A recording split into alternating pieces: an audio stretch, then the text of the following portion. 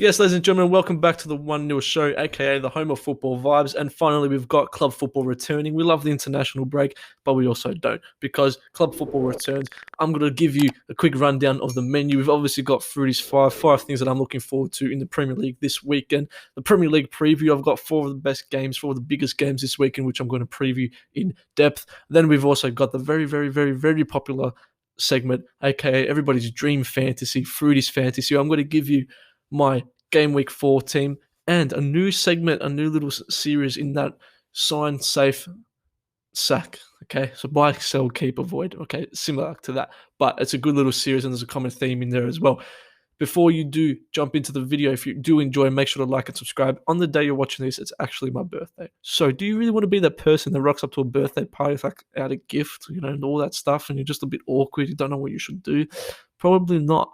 So subscribe, share it with your friends, and we can have a good time. Not a long time. I'll see you soon.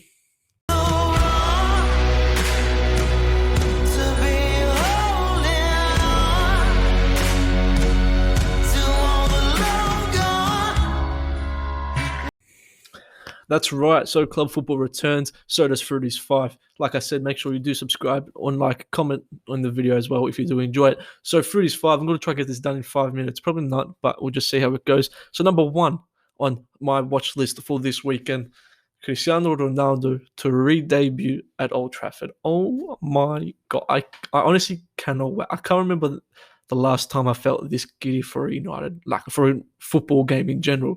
And I was talking to some of the boys about it as well. I think even if it wasn't, if he signed for any other club than Man City or Liverpool, I'd probably have the same sort of not the same, but I'd be so excited as well because at the end of the day, you're seeing one of the greatest footballers, greatest athletes of all time returning to where it all sort of started. So I want to know what you guys think in the comments down below. As a neutral fan or as maybe a non-Manchester United fan, are you looking forward to seeing Ronaldo? What are your expectations of Ronaldo? And is it sort of no, he plays for Manchester United. I hate Manchester United, so I'm going to hate Cristiano Ronaldo. Is there a bit of jealousy in there as well? Which I can see the jealousy sort of poking through. I can see that a little bit. But at the end of the day, we have to wait and see. I'm going to preview the Manchester United versus Newcastle game because even though it's against Newcastle, it feels like the biggest game of the weekend, of the month even. So we'll get into that later. Next up, surely Arsenal do not lose to Norwich. Surely they don't. I mean, look, it's sad that we're even having this. I know it's a bit of bad, so it's a bit of memes as well. But surely Arsenal don't lose to Norwich. It's a 6-pointer. It's a 6-pointer. It's a bit too far, but I mean, it's insane. It's insane. I do think Arsenal will win. Arsenal haven't scored a goal yet. They have to score against Norwich. They need to score against Norwich. It's a no-brainer. Whether they can, who knows? If Norwich can get a win here, Arteta, you are. Next up, we've got Leicester versus Man City. And I've put this as a separate thing, even though I'm going to preview it later, because I think this could be the game of the week. Leicester City, could they do a repeat of what they did start of the season last year against Man City, where everyone sort of had the same conversation about Manchester City, where maybe it's not good enough for them this year, maybe their time has passed, maybe Leicester can push on. I feel like there's a bit of that going about this weekend, the Battle of the City. So who was going to win that? Next up, we've got Leeds versus Liverpool.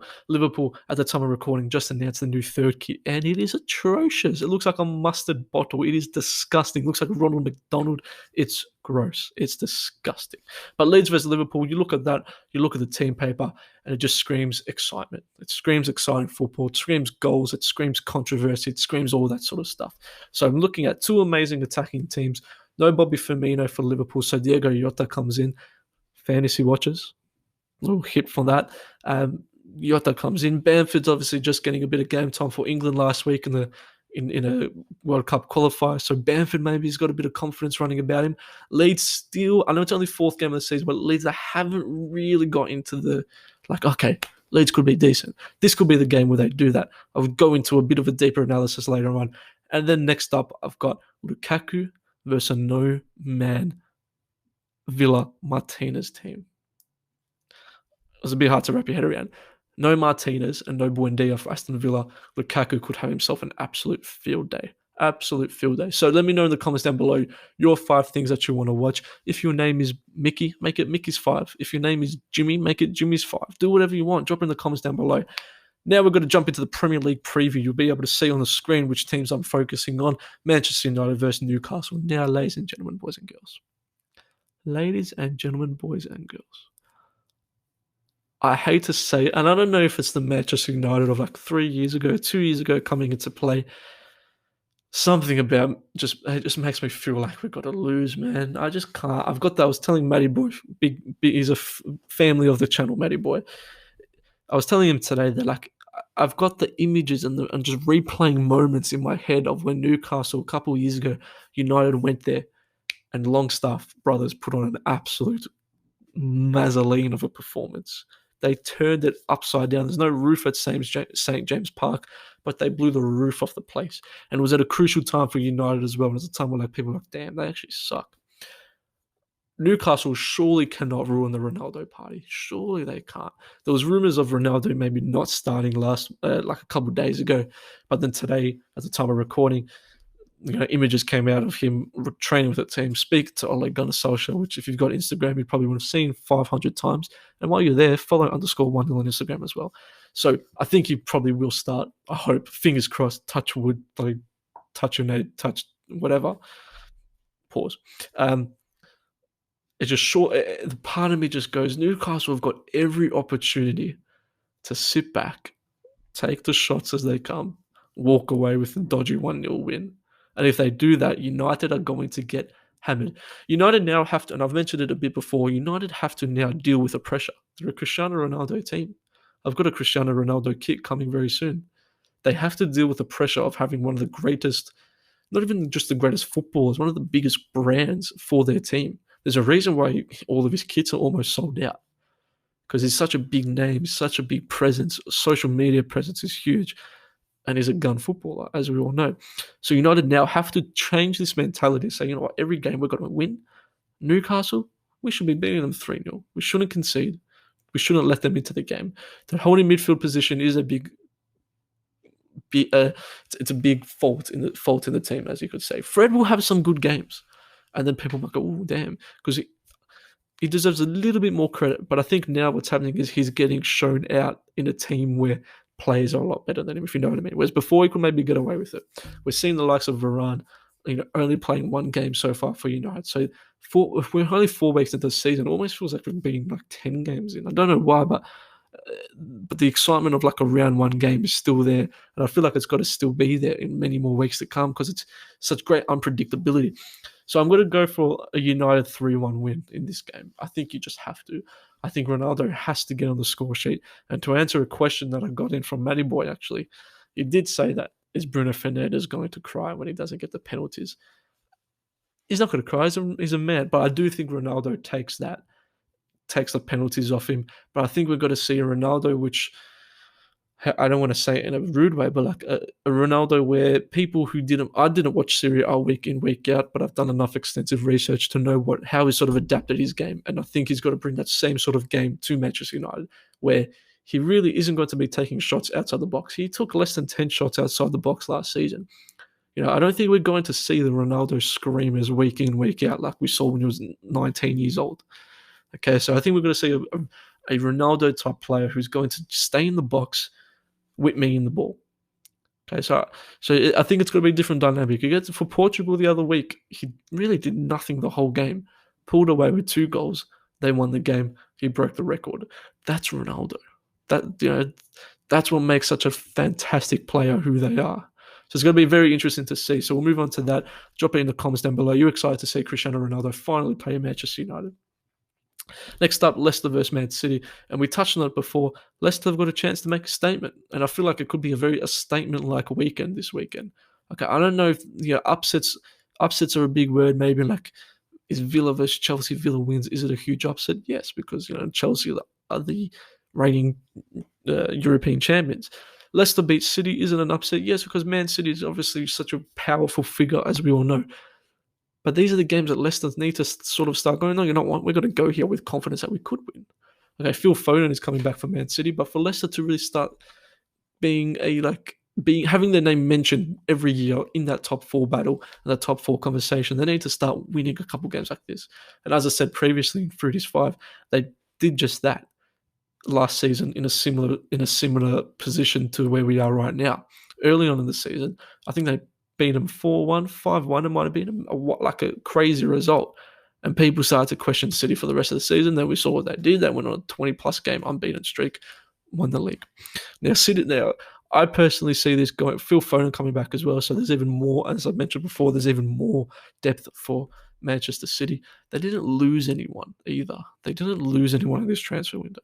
So many people were saying Mahrez wants to leave, Silva wants to leave, Sterling wants to leave for game time. They've lost no one, and they've only added.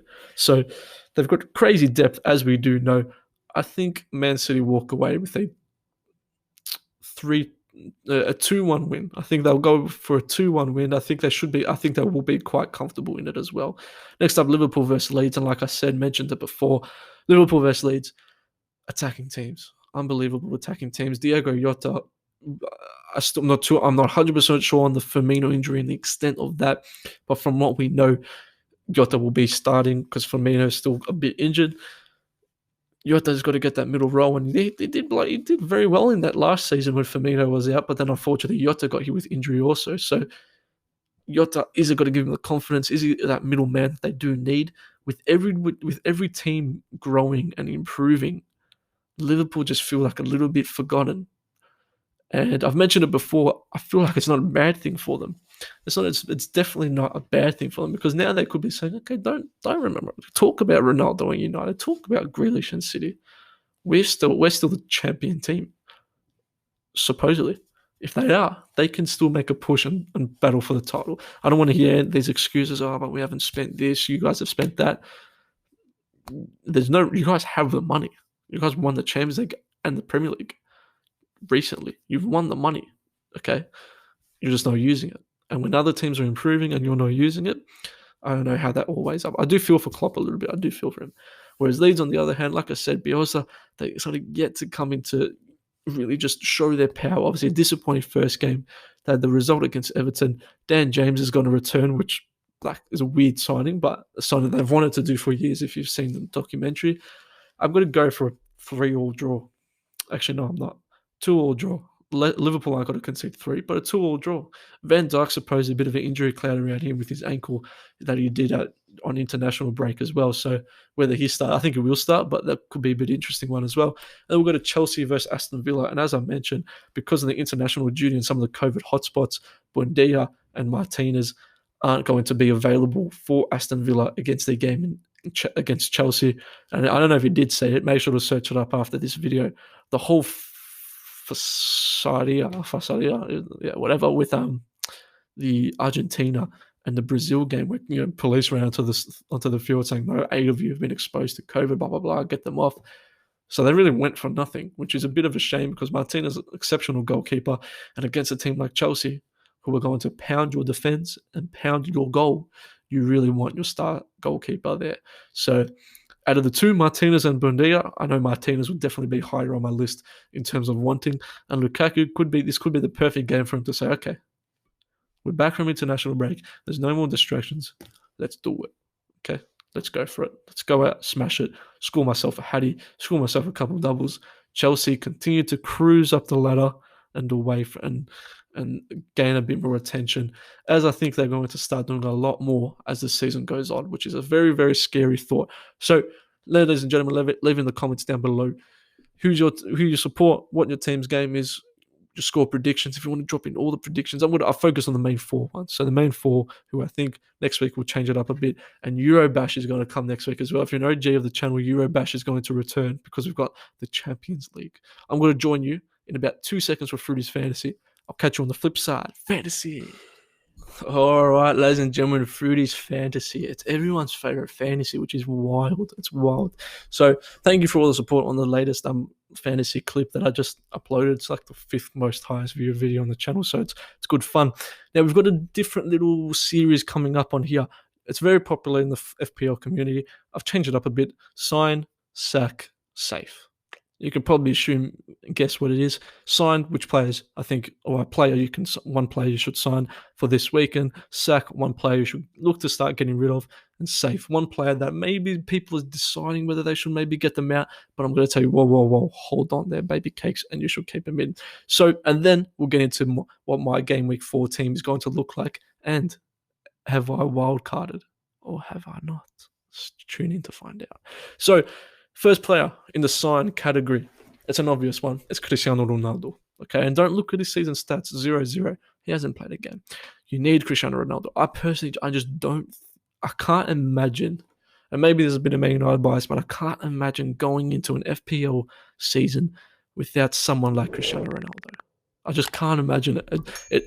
It's crazy. And we're going to see a common theme in these three. It's not always going to be the same, like you'll realize what I'm talking about, but there's a common theme, I think, especially for this weekend in FPL. So I think Ronaldo is a must, okay? If you ever get the option to bring in a GOAT of football, no matter how old they are or whatever, I think Ronaldo for 12.5 mil, yes, it's pricey, but I think you're going to get some bang for your buck, most definitely. So whether you want to captain him every week, whether you want to stick to a Salah captain every week, I think Ronaldo will definitely take penalties. Free kicks, probably yes. Is he going to score free kicks a lot? I don't know. But we saw last year United can win penalties, okay? And we won them without someone like Ronaldo. Now we're going to add in a Ronaldo into this mix.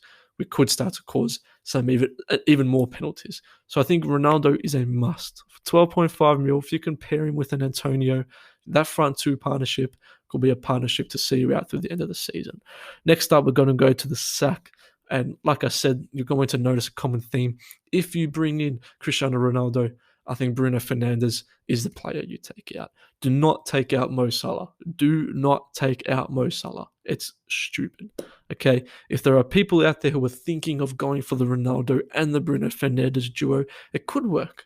It could work. Most definitely could work. We're thinking all hypothetically right now, but Salah is a must. You need a Salah. But like I mentioned, Bruno Fernandes gets a lot of his points from penalties. Okay? He's the main man at Manchester United. Now, Ronaldo's coming. He's going to be the main man. I'm not saying that Fernandes, if you're not looking to bring Ronaldo in, 100% still have Fernandes. Okay, I'd still go for Fernandes over Lukaku if you were to mix things around a bit. Because what this could mean is with Ronaldo playing a little bit higher up in the box, which is what he's prone to do recently in his adjusted sort of game style, it's going to leave Bruno a lot more space to attack into the box, which he already likes to do. Now he's got the likes of Ronaldo, who does stay a bit higher up. He can get in the box even more. So, but at the end of the day, 3 goals, 0 assists so far. This stuff is only going to grow, but if you're looking to bring in Ronaldo, I think Fernandes is the obvious choice to get him out. Okay, so it pains me to say, but I think Fernandes, he's the one that's definitely got to go if you bring in Ronaldo. Next up, we go to safe. And I know what you're saying, oh my God, you've gone for 3 Manchester United players. It's because, obviously, it's been such a huge talking point, the Ronaldo signing and Ronaldo in FPL. How's it going to work? There's so many players that, because, only 3 Manchester United players, a lot of people still sticking with a Luke Shaw, who I'd still stick with as well. I've gone for Mason Greenwood as safe. And it's a little bit more of a difficult one. Maybe he's not safe for the next 10 rounds. But I feel like at this point, you can see there 3 goals, okay? He's scored in every game. I feel like at this point, he's undroppable for Manchester United. I think on the weekend, we'll start Sancho on the left, Greenwood on the right, Ronaldo through the middle. And when Rashford comes back, I know there's this whole glory of Marcus Rashford. I love Marcus Rashford. I've got his kit up there as well. He's got to earn his spot when he comes back, okay? And I think Greenwood would be more often preferred to Cavani as well. No Dan James in the team anymore means that there's one less option of a natural right winger if Ole might want to go for a natural right winger. One concern is maybe Pogba does take that sort of left midfield role on paper and Sancho plays on the right if we do stick with a McFred in holding midfield, which maybe could force Greenwood out. But for right now, I'd stick to Greenwood, and he's going to be playing alongside one of the greatest of all time.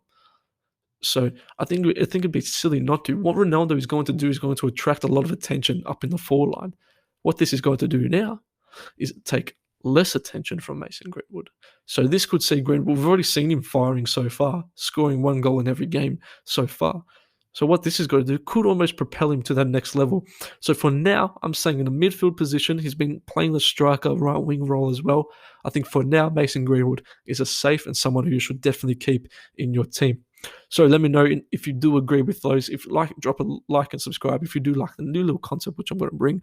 And then we can move over to my team. So my game week 4 team, and yes, I have used my wild card. And before you start commenting all this stuff saying, Costa, you're a donut, you don't know what you're talking about. I know, first of all, I know.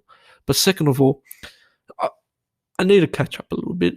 And I'm still having fun. I'm having heaps of fun making content on FPL. So I want to make my team a little bit fun. I want to be a guinea pig for you guys at home. Okay? I want to make the mistakes so you guys don't, because I'm on for the people, the people's champion, as The Rock says. So you can see on my screen down below, Sanchez sticks in goal. Okay, against Brentford, fairly standard. Should be able to keep a clean sheet. My defence, not much has changed. Alexander-Arnold, Luke Shaw against Newcastle United should hopefully keep a clean sheet. And next to him is Tanganga. Now, Tanganga is a little bit of a risky one. If there is one thing I'm going to regret, it's Tanganga. Tottenham signed Emerson from Barcelona, who's a right back, and Tanganga's been playing right back. Whether Emerson comes in straight away and does that. However, the final reason why I did bring him in is Tottenham have been very solid down back, and I would like to have brought in Reguilon because I think he's more likely to solidify himself in that in Tottenham's left back position. Not many people are going to take that off him, but Davinson Sanchez, due to COVID hotspots with international duty, he is going to have to quarantine, and Tanganga is a natural centre back. So ideally, and look, I think it'd be quite stiff on him to be dropped straight away for Emerson. So hopefully Nuno doesn't drop him because Tanganga's been fantastic. He pocketed Sterling when Tottenham beat Man City in round 1. I think Tanganga should get a start. And Tottenham against Crystal Palace, not much attacking power at Crystal Palace. Tottenham have been rock solid in defence. They should continue a good clean sheet form. Now you can look at the midfield, and if you're looking at that midfield, you're saying, wow, that is juicy. And I know. Okay, we've got Diego Jota, and I've spoken about him quite a lot in today's 1-0 show. If you're watching as a clip, make sure to subscribe so you can catch the whole show. No Bobby Firmino. Jota is a midfielder in the game. He's going to be playing through the middle striker position, false nine, whatever you want to call it, for Liverpool against Leeds, where he's going to score. I think Jota is a must, and a cheap price for him too for someone of his ability. I think Jota is a must. I've brought in Ben Rama. Part of me feels like the Ben Rama train might be dying off, but against Southampton, he could do it again, put in an unbelievable performance, and Ben Rama's got to skyrocket even more. Gone for Mo Salah. Obviously, you can see there he's got the V next to him, which we'll talk about later. Mo Salah is a must. Mason Greenwood, I just said before, he's a safe option as of now. I'd still stick with Greenwood. I think Greenwood's an unbelievable player. I think for his price as well, it did go up in price, so people are starting to realise what he's capable of. I think Greenwood should hopefully do well with more attention being brought to Ronaldo on the weekend's game. Greenwood hopefully gets a bit less attention, can find himself to bag a little worldie. And next up is it's scary because Pep Roulette is not a fun game, but Ferran Torres is quickly making himself known as one of the best young players, and I don't think people know how young Ferran Torres is. Pep Guardiola is a big fan of Ferran Torres through the middle role, and with Phil Foden coming back, does he come in straight for Torres? Again, I think similar to Tanganga, I think Torres will feel quite undone by if he just gets dropped like that for Foden. Through the middle, and again, it's so hard to say because we know what Man City's like. Through the middle, Torres looks like Pep's favourite player through there to play. So with that thought, it's almost like a similar Diego Jota sort of thing. Man City are going to score goals. They've got Leicester, which they might not score as many as they would. They've got Leicester, similar to the Diego Jota of is a midfielder in the game. He's got to play that through the middle role on the weekend for his team. Fingers crossed, pray to whichever God you believe in, that Ferran Torres does start and hopefully he bangs in the goals. So that midfield is looking tremendous. Hopefully there's some guaranteed points there. Next up, we look at the front two. We've got Michael Big Dick Antonio. Okay, Michael Antonio up front, hell of a player, as we all know, and CR7 Cristiano Ronaldo partnering. So I look at that team, and I'm quite confident with that team. I'm quite confident. I feel like a lot of people would have realized what they can do and how they can build this midfield. A lot of people also are wildcarding. So if you maybe want to be smart and get your boost in game week 7, maybe you can do that. I've personally gone for a wild card, spice it up a little bit, and then next week I might have to suffer and sacrifice a -4 a -4 hit in order to get Ronaldo in and to take Bruno Fernandes out. You can see my bench there. Stock standard. So, ladies and gentlemen, that is going to wrap us up for the 1-0 show. If you've watched the whole thing, if you're watching a clip, it's going to wrap us up for Fruity's Fantasy. Please, like I said, the day you're watching this, it's actually my birthday. So please do subscribe, do all that business. My goal is 1,000 subs by the end of the year. If we can do that, it'd be much, much appreciated. Thank you very much for watching. I'm Costa. This is the 1-0 show. I hope the vibes have been high. And I'll see you next week for another video. Deuces.